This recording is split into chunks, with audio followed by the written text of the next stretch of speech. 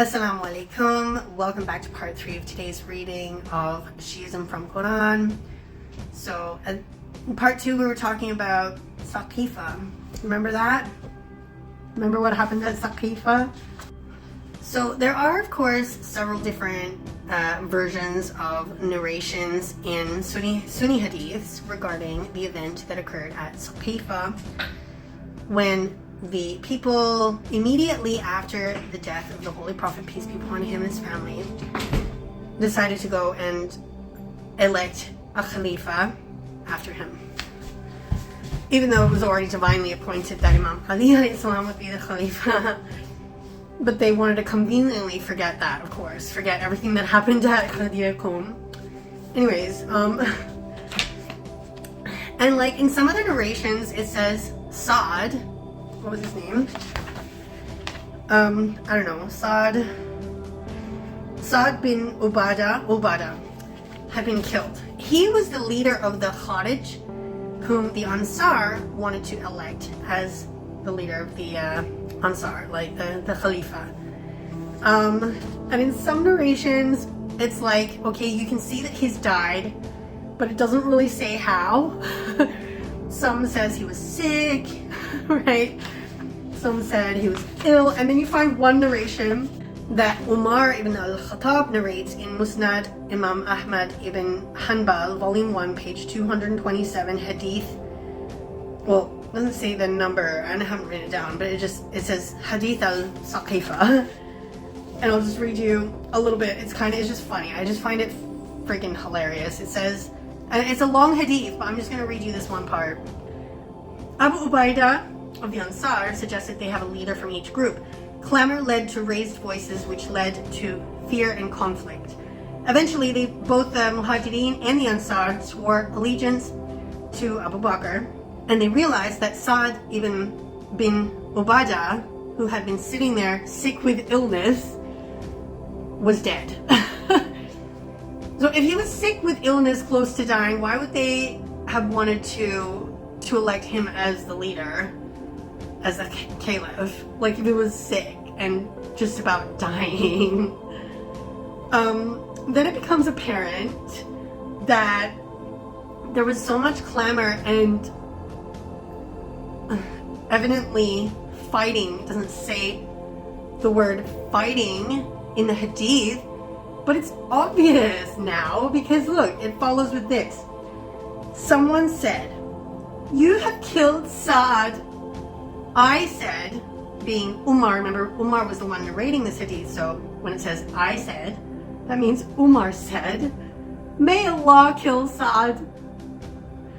By Allah, we never encountered any problem greater than the swearing of allegiance to Abu Bakr. We were afraid that if we left the people without having sworn allegiance to anyone, they might swear allegiance after we were gone. So we would swear allegiance to someone we were not pleased with, or we would disagree with them, and that would cause trouble." Oh my goodness, cause trouble. Oh, I'm sorry, but conveniently forgetting everything that happened at Khadiyakum, astaghfirullah, was the first thing that caused all the trouble in Islam after that, from that point until today. Think of all the tea groups that have risen up in the last few years.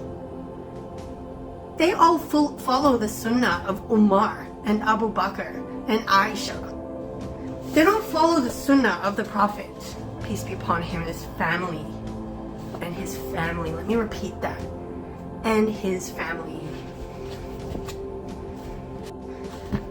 Continuing from the book, and I'll just repeat the last sentence that I read to you before going off on that tangent there. Soon after Saqifa, they walked into the city of Medina and grabbed people's hands forcefully and made them take the oath of allegiance to Abu Bakr. Saad ibn Ubadah was the first one who opposed Abu Bakr as a caliph, to which he was severely beaten. And in that hadith I just read you, he died from the violence that occurred against him because of his opposition to the paying of allegiance to Abu Bakr. He died because of it. In that one hadith, that's what it says. He died. Remember? They beat him so badly that he died. Let that sink in. Okay? When the average folks of the town saw what the group who supported Abu Bakr did to the leader of the Khazraj, Sa'ad, they couldn't dare to oppose. So this was the first account of oppression that occurred literally probably, I don't know, a few hours after the death of the Holy Prophet, peace be upon him. A few hours, like in the same day after he died. Oppression is now occurring from one side of the Ummah to the other. The oppression was against those who opposed the caliphate of Abu Bakr. Anyone who dared oppose to pledge allegiance to Abu Bakr as their next caliph would be beaten. This is what was evident hours after the death of the Holy Prophet, peace be upon him. Astaghfirullah. Astaghfirullah. The very next day, Abu Bakr gave this speech at the Prophet's mosque, peace be upon him.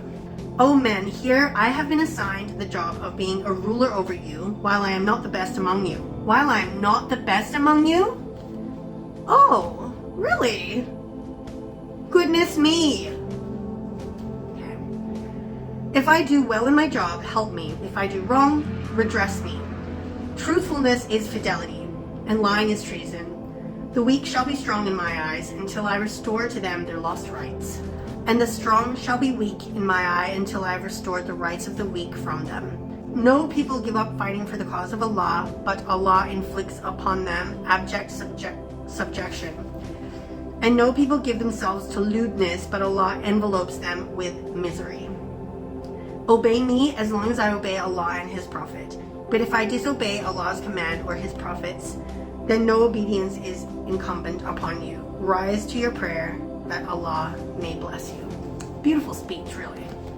However, he's telling people, obey me as long as I, stick with Islam and Allah and the Prophet, Sunnah, and don't obey me if I don't. But as soon as someone doesn't, they get beats, they get oppression, they get subjugation.